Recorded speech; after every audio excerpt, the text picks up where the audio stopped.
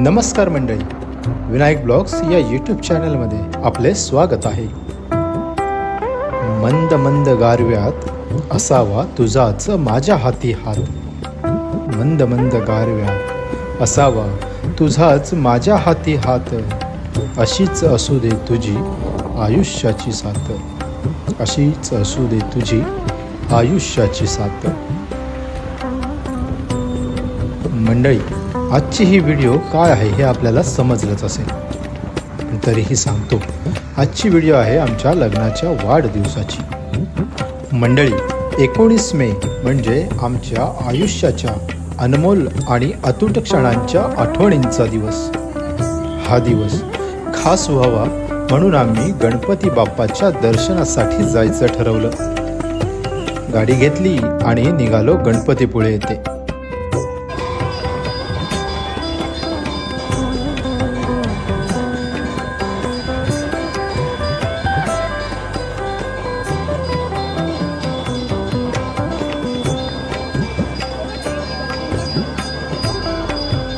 मे महिना, त्यात शाळांना सुट्टी।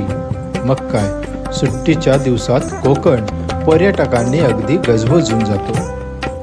आम्ही गणपतीपुळे येथे पोचलो आणि ही गर्दी। आमच्यासोबत आमचा मुलगा राघव देखील होता। समुद्रातील पाणी बघून त्याला पाण्यात जायची घाई लागली।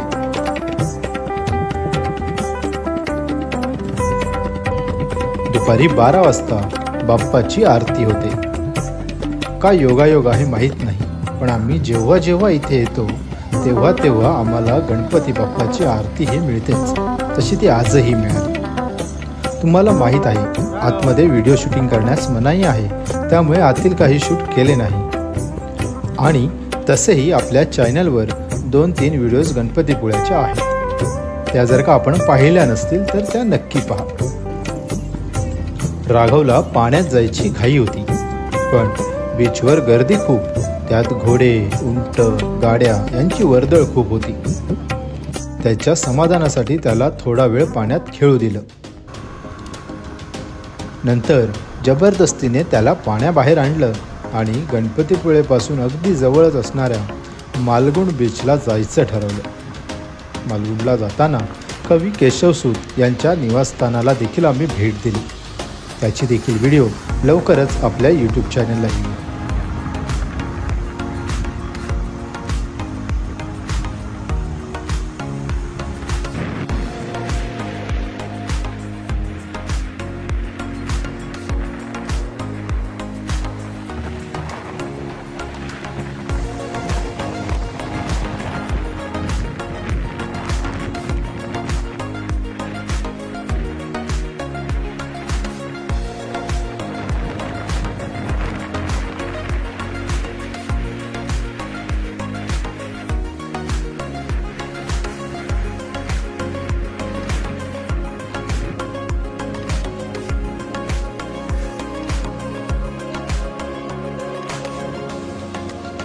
मालगुण बीचवर आलो आणि मग काय, राघव पाण्यात खेळण्यास पुन्हा तयार।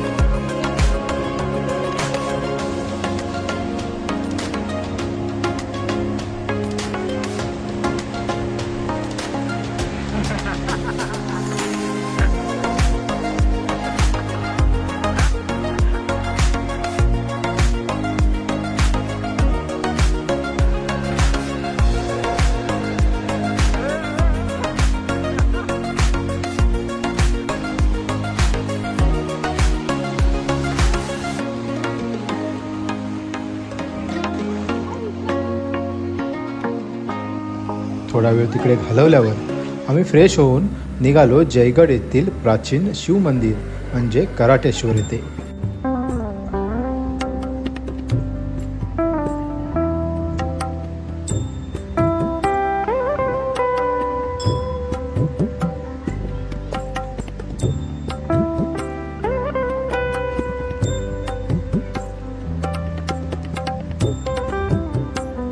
शंभर दगडी पायऱ्या उतरून खाली गेलो की एक गायमुख आणि त्यातून निरंतर खळाळत वाहणारा झरा दृष्टीस पडतो.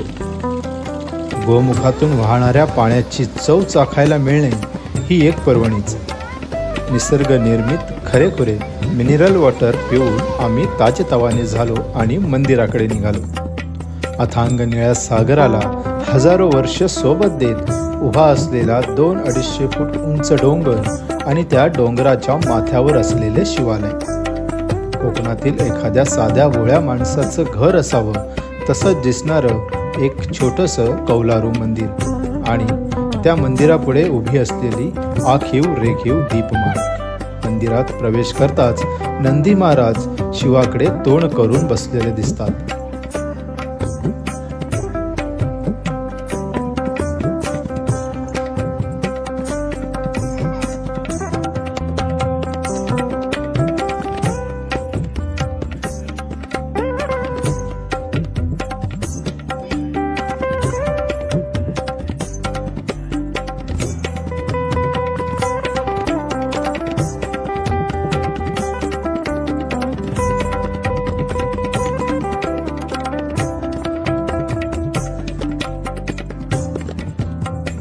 मंदिरातील शिवाला नतमस्तक झालो आणि आजचा दिवस आमचा संपला.